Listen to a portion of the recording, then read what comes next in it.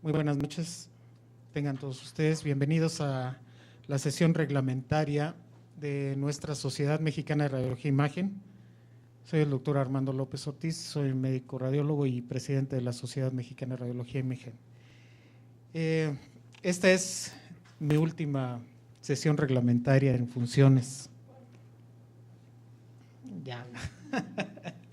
Nos toca ahora terminar en este ciclo con el doctor Ramírez. Mucho gusto que esté aquí, doctor. Pasando al orden del día, vamos a iniciar con la lectura de la sesión reglamentaria anterior, que le voy a pedir al doctor Miguel Palacios Montesinos, secretario de la sociedad, para que nos dé esta lectura. Buenas noches.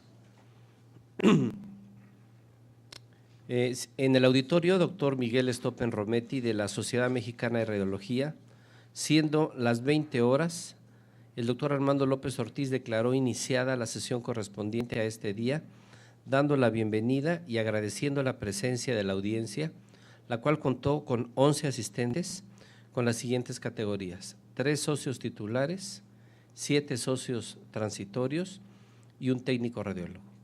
Como primer punto de la orden del día, el doctor López Ortiz le solicitó al secretario general, su servidor, que diera lectura al acta informativa de la sesión reglamentaria del día 2 de mayo de 2016, la cual fue aprobada en sus puntos por los socios titulares. Como segundo punto, invitó a la concurrencia a los próximos cursos de la Sociedad Mexicana de Radiología a celebrarse. A continuación es el curso taller sabatino de ultrasonido en andrología, el 18 de junio de 2016 en este auditorio, teniendo como profesor titular a la doctora Silvia Martínez Cruz y a un grupo de excelentes ponentes. El 15º curso anual de ultrasonido 2016 a celebrarse del 7 al 10 de septiembre del 2016 en el Hotel Crown Plaza, Ciudad de México, haciéndole saber del descuento exclusivo de inscripción del 30% en el mes de mayo y del 25% en los meses de junio y julio, que tienen todos los socios de la sociedad que estén al corriente de su membresía hasta el 2016.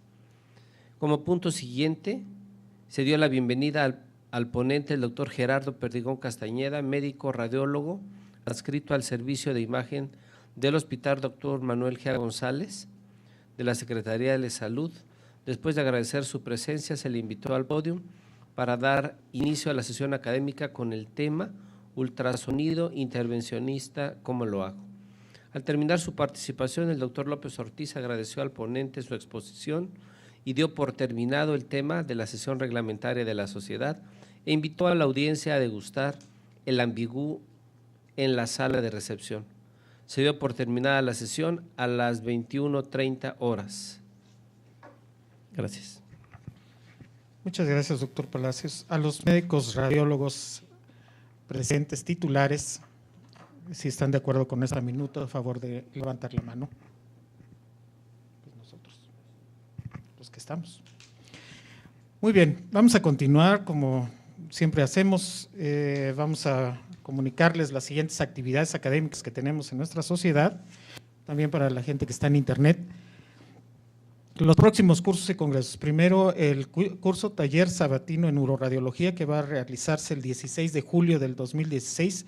Empieza a las 8:30 de la mañana y se va a realizar en este auditorio. El profesor titular es la doctora Elizabeth Varela Blanco.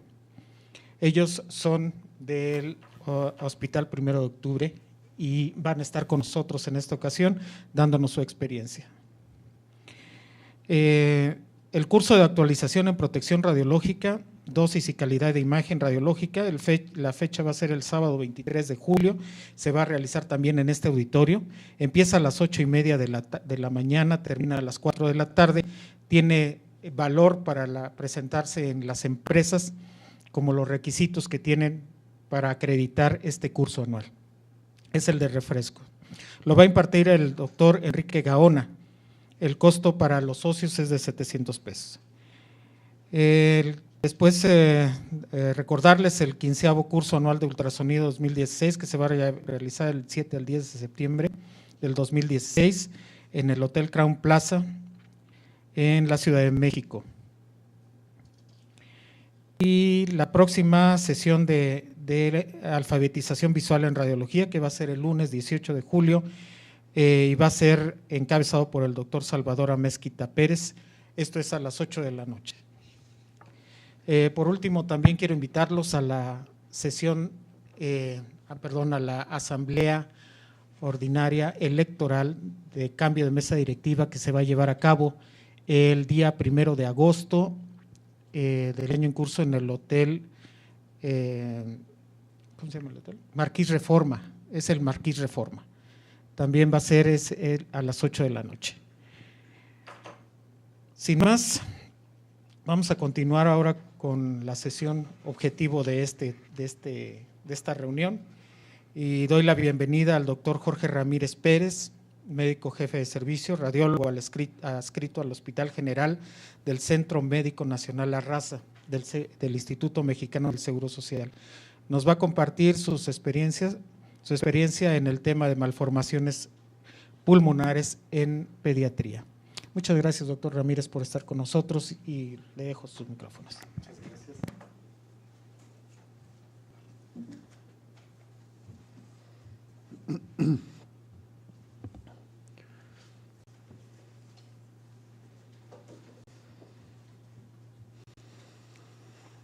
Muchas gracias, muy buenas noches, tengan todos ustedes.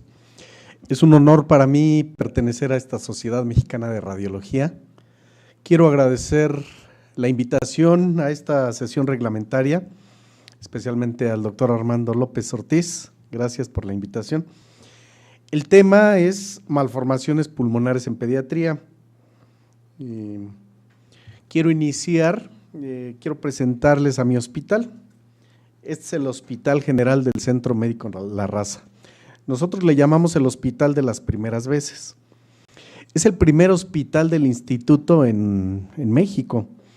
Es en donde se realizó el primer trasplante de corazón en México, primer trasplante de riñón en pediatría, primera separación de gemelos unidos por el tórax y el abdomen, primera separación exitosa. En fin, es el primer hospital en muchas situaciones académicas y asistenciales.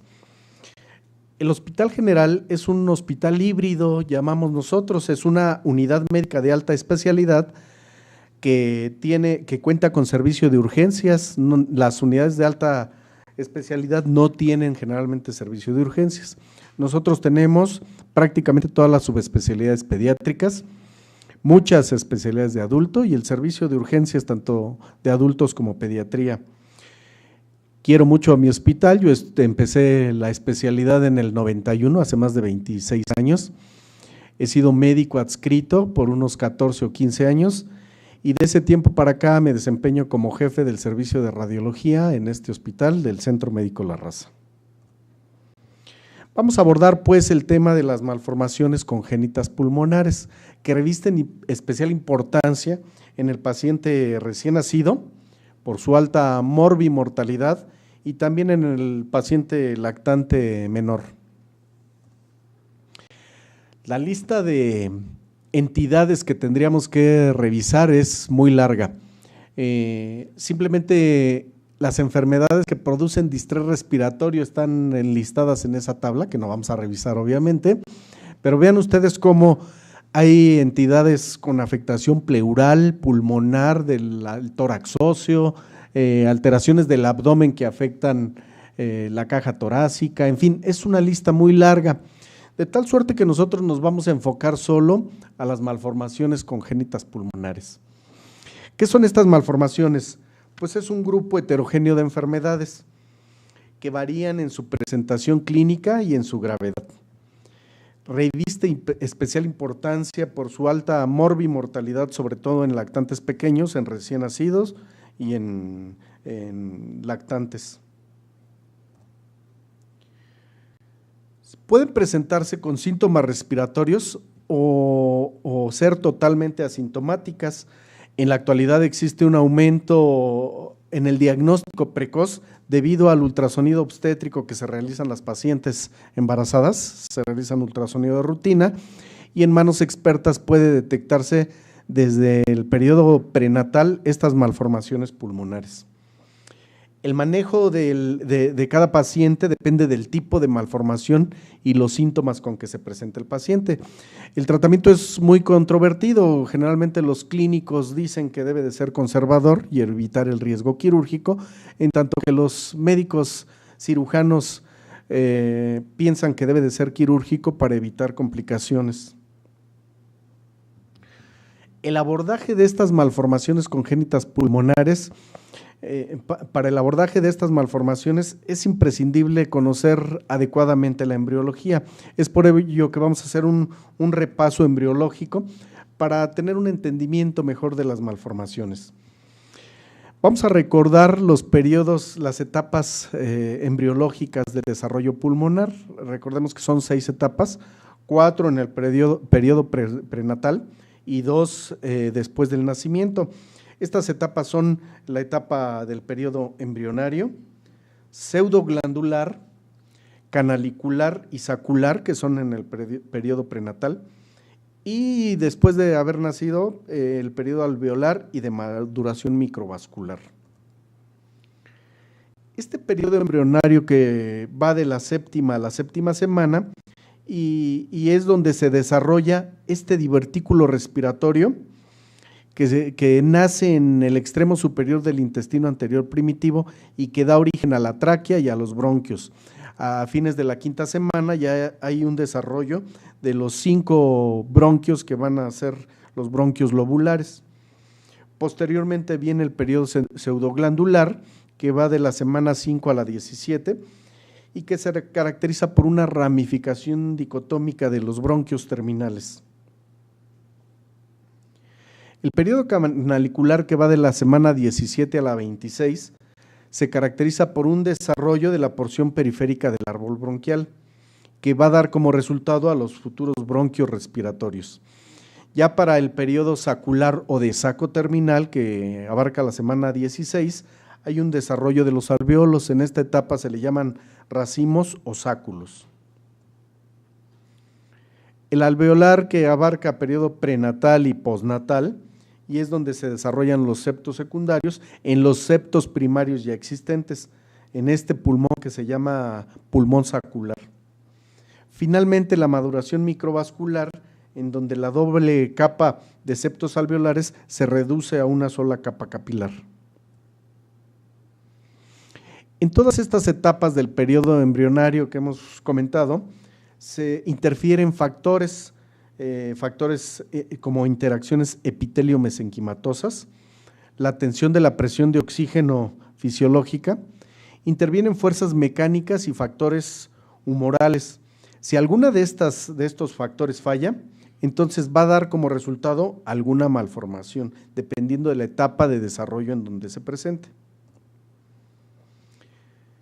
¿Cómo son estas malformaciones? Pues afortunadamente son poco frecuentes si las comparamos con las enfermedades infecciosas, las neumonías, las bronquitis. Las malformaciones pulmonares van a ser poco frecuentes. Son del 8 al 18% de todas las malformaciones. Recordemos que las malformaciones más frecuentes de todo el organismo son las genitourinarias. El 10% de las malformaciones se identifica al nacimiento. El resto de las malformaciones se va a ir identificando conforme va creciendo el paciente. Puede ser un hallazgo en la radiografía de tórax. En un tórax de rutina podemos encontrar la malformación. ¿Cómo se clasifican? Hay 2 grandes grupos. Las malformaciones con desarrollo interrumpido o interrupción del desarrollo, y las malformaciones que entran en el espectro de secuestro. Vamos a revisar cada una de ellas. Las malformaciones con interrupción del desarrollo son estas 3: agenesia, aplasia e hipoplasia. Las entidades que se engloban en el grupo del espectro de secuestro son la malformación adenomatoidea quística congénita, el secuestro pulmonar, el enfisema lobar congénito y el quiste broncogénico. Hay otras entidades en donde hay alteraciones vasculares y linfáticas como el drenaje venoso pulmonar anómalo parcial y la linfangiectasia pulmonar, que son más raras. Vamos a enfocarnos a las primeras. Para determinar si existe malformación pulmonar, en primer lugar hay que conocer la radiografía de tórax en pediatría, que tiene características muy particulares. La forma del tórax en campana, un corazón del paciente pediátrico que es mayor, el índice, recordemos que el índice cardiotorácico es normal hasta 0.60, este paciente no tiene cardiomegalia, es un corazón normal. Las clavículas que se alteran con la simple posición del paciente, en fin, tiene características muy especiales. Sin embargo, el tórax es un método, sigue siendo el primer método de elección para la valoración de las malformaciones pulmonares por su alta sensibilidad y especificidad. Si lo comparamos con el abdomen, en el abdomen tenemos estructuras con densidad agua, el hígado es densidad agua, los riñones son densidad agua, el páncreas es densidad agua y no hay interfaces que puedan delimitar estas estructuras, de ahí que la sensibilidad y especificidad en un abdomen es más baja. Vean ustedes en el tórax que hay densidad aire del pulmón, que contrasta perfectamente con la densidad agua del corazón, con la densidad ósea de las costillas, el diafragma, en fin, la sensibilidad es más alta y la especificidad también. Hay que conocer algunas variantes anatómicas, frecuentemente nos encontramos con un aumento en el perfil cardíaco o en el perfil del mediastino del lado derecho. Si vemos una imagen radiopaca que no desplaza la tráquea, que presenta ondulaciones, pues estamos ante un timo normal. Este paciente tiene el signo de la onda tímica, que es el signo más frecuente que produce el timo. O bien esta imagen en forma triangular, imagen radiopaca, que corresponde a un timo normal. Vean ustedes cómo esta estructura tan grande no desplaza la tráquea. El timo es una estructura muy blanda que no produce ningún desplazamiento. Las primeras malformaciones son estas que vamos a abordar: agenesia y aplasia. Agenesia y aplasia, no hay pulmón, no hay vascularidad, no hay bronquios. En la aplasia solo queda un bronquio rudimentario que termina en saco ciego. Son dos entidades muy parecidas y la diferencia es esa: en la aplasia hay un bronquio que termina en saco ciego. La representación esquemática sería esta. Vean ustedes un pulmón normal del lado derecho y del lado izquierdo no hay absolutamente ninguna estructura.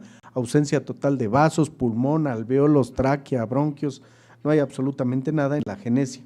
En tanto que en la aplasia observamos este bronquio que termina en saco ciego, igualmente no hay estructuras vasculares ni alveolares. En la hipoplasia es prácticamente un pulmón, entre comillas, normal, sin embargo hay disminución en la cantidad de alvéolos, de estructuras vasculares, disminución en el tamaño y la cantidad de estructuras pulmonares.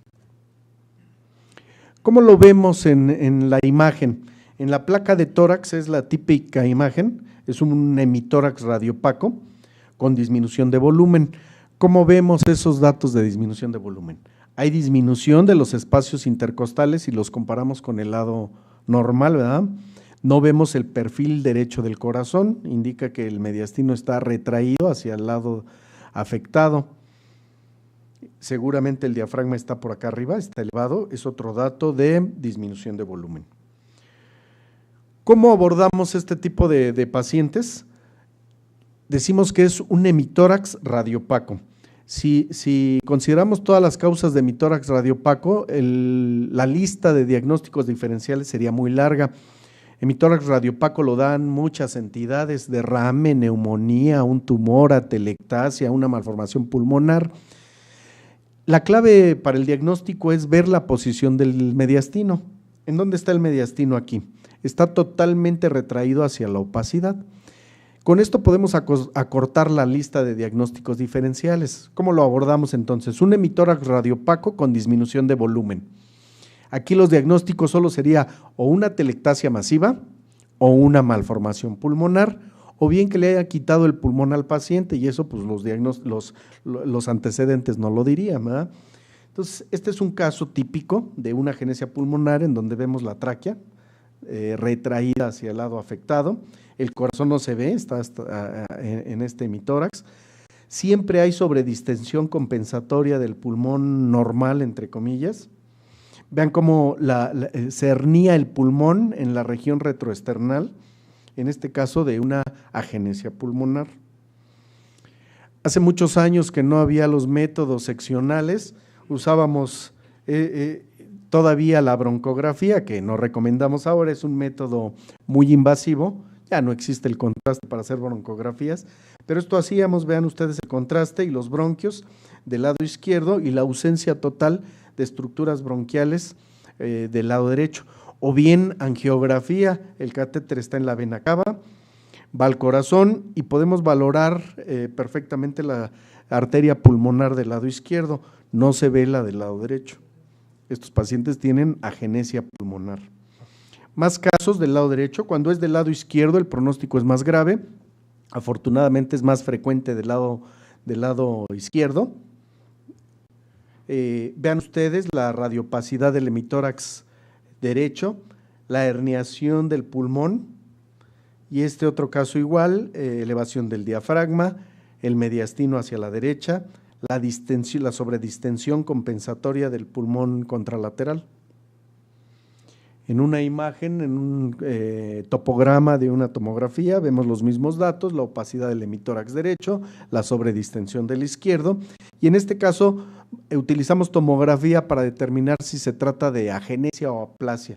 En este caso vemos la agenesia total, este es el pulmón izquierdo que se hernía hacia el lado derecho, el corazón que está metido acá en el hemitórax derecho, y en estas reconstrucciones coronales vemos solo el bronquio que va al lado izquierdo y la ausencia total del lado derecho.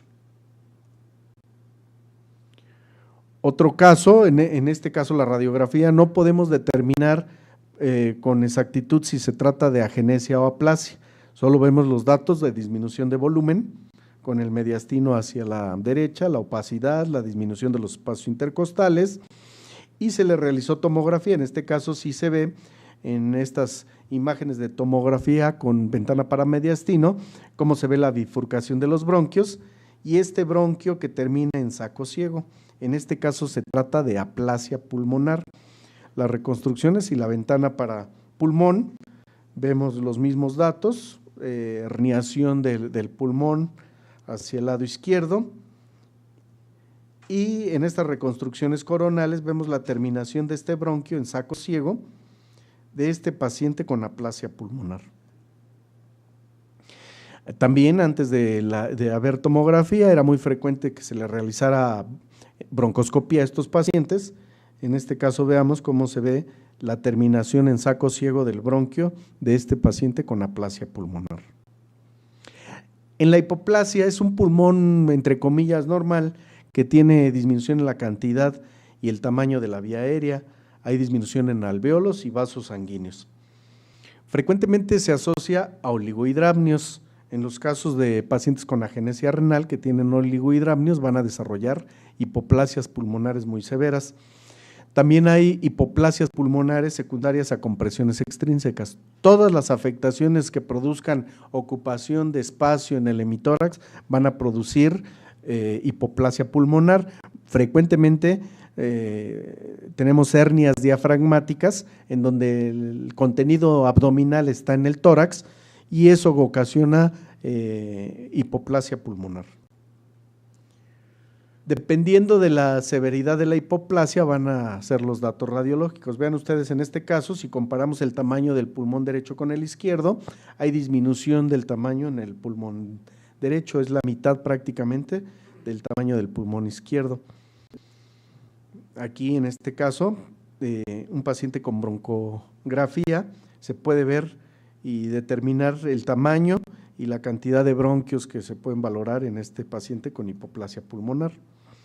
Les decía que todas las entidades que ocupan espacio, como en este caso de una enfermedad bulosa del hemitórax derecho, produce ocupación de espacio y le deja un espacio muy pequeño al pulmón. Vean ustedes el tamaño tan reducido que tiene este pulmón derecho. Este paciente tiene hernia diafragmática. El contenido abdominal está en el tórax con desplazamiento del mediastino. Este paciente desarrolla hipoplasia pulmonar muy severa porque prácticamente todas las estructuras del abdomen están acá arriba. Vamos a ver más adelante cómo tenemos que diferenciar estas alteraciones, hacer diagnóstico diferencial entre entre la malformación adenomatoidea quística congénita y las hernias diafragmáticas. Las alteraciones que entran en el rubro de espectro de secuestro. La primera y más frecuente es la malformación adenomatoidea quística congénita. Algunos autores como Stoker proponen cambiar el nombre a malformación congénita de la vía aérea pulmonar. El uso de malformación adenomatoidea está muy difundido y es lo que vamos a seguir utilizando. ¿Qué es la malformación adenomatoidea? Es una lesión multiquística amartomatosa del tejido pulmonar en la cual hay proliferación y dilatación anormal de las estructuras respiratorias terminales. Dan origen a quistes de tamaños variables y de localización también variable.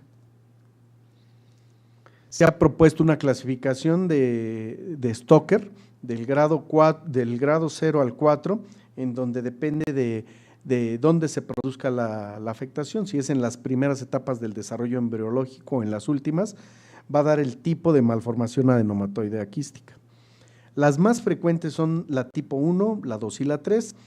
La tipo 1 representa el 50 al 60% de todos los casos y consiste en quistes que van de tamaños de 2 a 10 centímetros. Puede haber quistes pequeños y quistes grandes.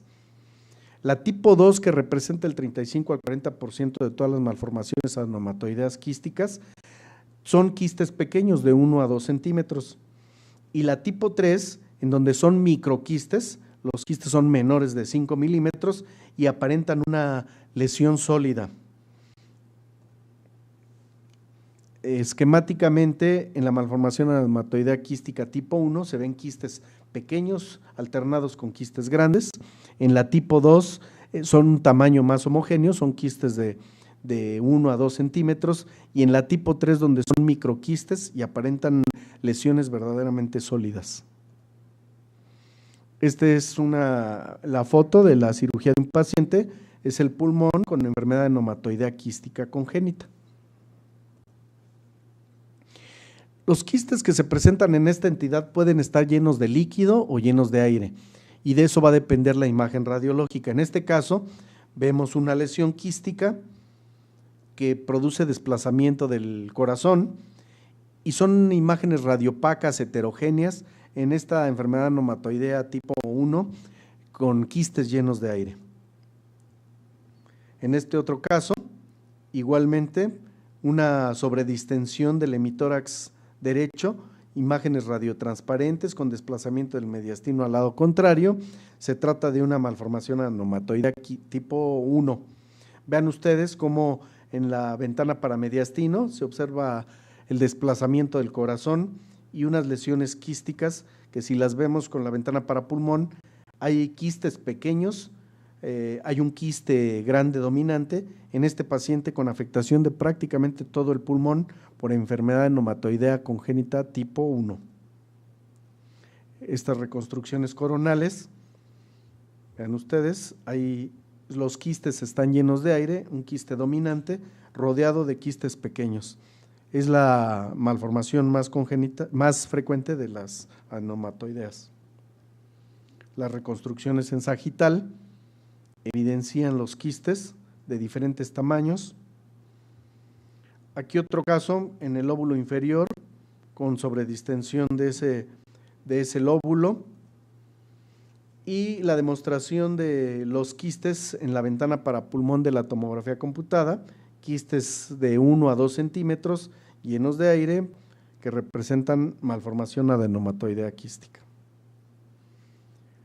Lesiones basales del lado izquierdo, vemos la opacidad en un paciente de mayor edad, y al hacer la tomografía se puede ver esta imagen con múltiples quistes. Hay que diferenciarla del secuestro pulmonar que vamos a ver más adelante, y en donde en el secuestro vamos a encontrar una arteria que nace directamente de la aorta. En este caso se trató de enfermedad adenomatoidea. Este paciente recién nacido, en donde no podemos valorar adecuadamente el corazón, el pulmón está totalmente radiopaco, está ocupado totalmente por imágenes microquísticas de una enfermedad de neumatoidea tipo 3. Se hizo un estudio en nuestro hospital en donde operaron pacientes con malformación aneumatoidea quística. El estudio fue de 13 años y encontraron una ligera predominancia del sexo masculino contra el femenino. En la literatura internacional es prácticamente igual, es tanto en mujeres como en hombres, la incidencia es similar. El lado más afectado en nuestro hospital se encontró que el 46%, de 46 de los pacientes están en el hemitórax izquierdo y 6 del lado derecho. La afectación por lóbulo, 44 de los pacientes se encontraron en el lóbulo inferior izquierdo, 5 pacientes en el inferior derecho, son más frecuentes en el lóbulo inferior, y solo 3 casos se encontraron en el lóbulo superior izquierdo. Estas malformaciones pueden estar asociadas a otras malformaciones de cualquier parte del cuerpo. Hay asociaciones con malformaciones cardíacas, genitourinarias, con el síndrome de Potter pueden asociarse, con atresias intestinales, con Prumbelli, con secuestros pulmonares que entran en el mismo espectro de secuestro, con hidrops fetalis y hasta con tumores como el rabdomiosarcoma. Otra entidad es el secuestro pulmonar. Hay que hacer diagnóstico diferencial entre estas dos entidades. El secuestro pulmonar es una lesión de tejido pulmonar no funcionante que tiene conexión con el árbol bronquial, que no tiene conexión con el árbol bronquial ni con las arterias pulmonares. Generalmente tiene irrigación de arterias sistémicas y tiene drenaje de las venas pulmonares hacia la vena cava o hacia la hacíos. Se clasifica en 2 grupos, el secuestro intralobar y el extralobar. El secuestro pulmonar intralobar es el más frecuente, representa el 80% de los casos de secuestro. Generalmente se localiza en la región paravertebral izquierda y se diagnostica en lactantes mayores y escolares. En estos casos de secuestro intralobar no encontramos asociación con anomalías congénitas. Generalmente se asocia a inflamación crónica y a fibrosis. En tanto que en el secuestro extralobar representa el 20% de los casos de secuestro y se manifiesta en los primeros 6 meses de vida generalmente. En estos casos extralobares frecuentemente se asocia a malformaciones congénitas y hay una diferencia de 4-1 de hombres contra mujeres. Hay teorías que dicen que el secuestro pulmonar puede ser adquirido. El extrapulmonar se presenta en menores de 6 meses, como les decía. Generalmente está asociado a malformaciones y no hay antecedente de infección. Algunos autores consideran que este sería el verdadero secuestro. El secuestro intrapulmonar lo encontramos en escolares, en niños mayores. Frecuentemente se asocia a infecciones y no está asociado a malformaciones congénitas, por lo que algunos autores consideran que el secuestro intrapulmonar podría ser algo adquirido, no es congénito, sino que se desarrolló sobre esa base de problemas inflamatorios e infecciosos del paciente. Como vemos, el secuestro es una lesión sólida, heterogénea, radiopaca, generalmente basal izquierda, y que en los estudios de angiografía podemos ver cómo tiene nutrición a través de vasos que nacen directamente de la aorta. Aquí el catéter está en esa arteria que irriga la arteria sistémica que va al secuestro. Y vean ustedes en los cortes, en la tomografía computada transversal, cómo podemos valorar la aorta y el vaso que nace directamente de la aorta para irrigar esta lesión grande, sólida, que se trata de un secuestro pulmonar intralobar. La siguiente entidad se llama enfisema lobar congénito. Se trata de sobredistensión de uno o más lóbulos pulmonares. Generalmente comprime estructuras adyacentes y se debe a una deficiencia en el desarrollo del cartílago bronquial. Generalmente produce obstrucción bronquial de tipo válvula, es decir, esa obstrucción va produciendo sobredistensión progresiva. El enfisema lobar congénito se presenta más frecuente en el lóbulo superior izquierdo hasta en un 42%, seguido del lóbulo medio, 35%, el lóbulo superior derecho representa el 21% y menos frecuente, 2%, en los lóbulos inferiores. ¿Cómo se manifiesta el enfisema lobar congénito? Este es un paciente con enfisema lobar en el lóbulo superior del pulmón izquierdo, hay herniación del lóbulo y gran sobredistensión de todo el hemitórax. Si hacemos tomografía con ventana para pulmón, vemos la diferencia de densidad, disminución en la densidad del pulmón afectado. Vean ustedes, sobredistensión del pulmón afectado, disminución en la densidad en este paciente con enfisema lobar congénito. Quiste pulmonar pueden ser uniloculares y generalmente miden de 2 hasta 10 centímetros. Pueden tener comunicación o no con la vía aérea, pueden estar llenos de líquido o llenos de aire y están revestidos por un epitelio pseudoestratificado ciliado. Los quistes broncogénicos pueden ser intrapulmonares o mediastinales. Aquí tenemos unos ejemplos de quistes. Los quistes se describen como unas imágenes redondeadas, como trazadas a lápiz en una placa convencional. En la tomografía computada, en estas reconstrucciones coronales, vean ustedes, es una lesión redonda, de bordes bien definidos, una pared muy delgada, en un quiste que está completamente lleno de líquido. Son de tamaño variable, pueden ser pequeños o ocupar prácticamente todo el hemitórax. Vean ustedes este quiste broncogénico pulmonar que abarca prácticamente 2/3 del pulmón derecho. Este otro quiste es diferente porque está lleno de líquido, también un quiste grande o un quiste pequeño lleno de aire.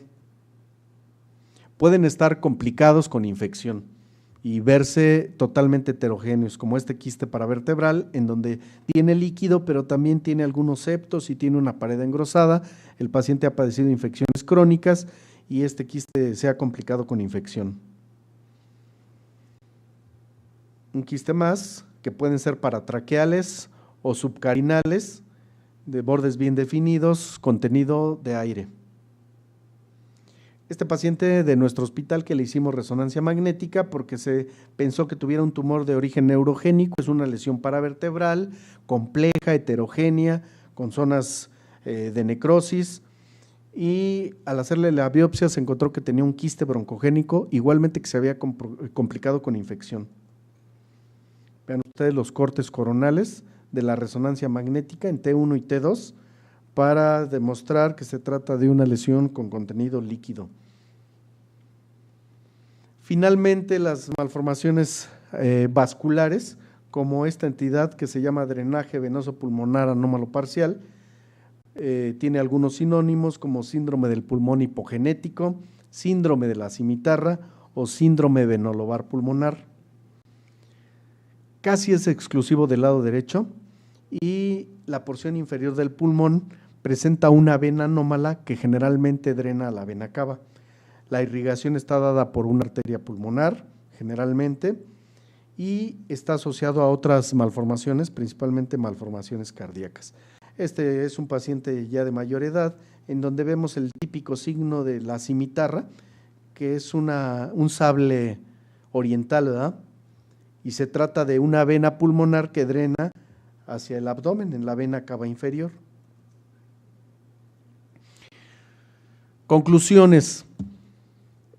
Es importante para hacer el diagnóstico de malformaciones congénitas pulmonares tener en mente el desarrollo y todas las características embriológicas para llegar a un diagnóstico.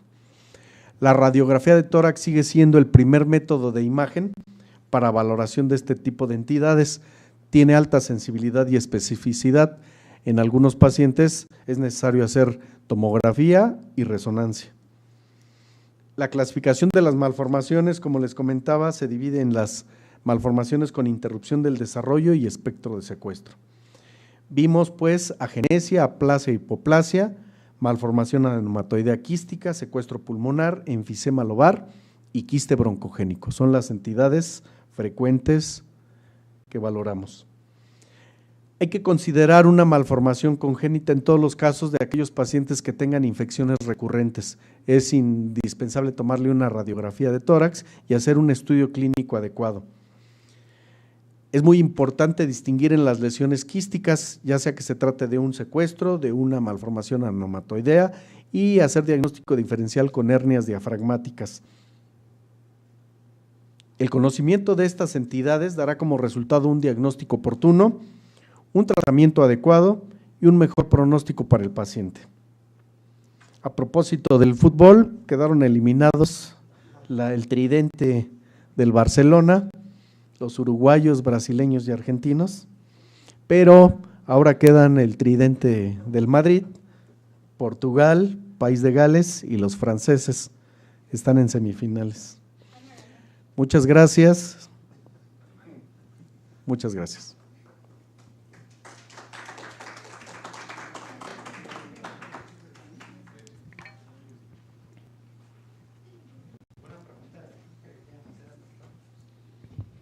Sí, si alguien tiene algún comentario, alguna pregunta, duda.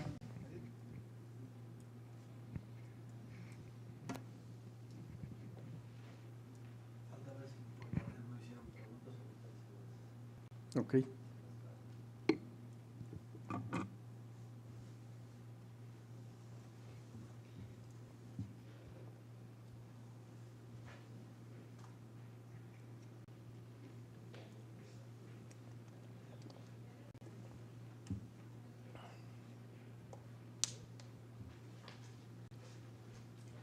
Esperamos.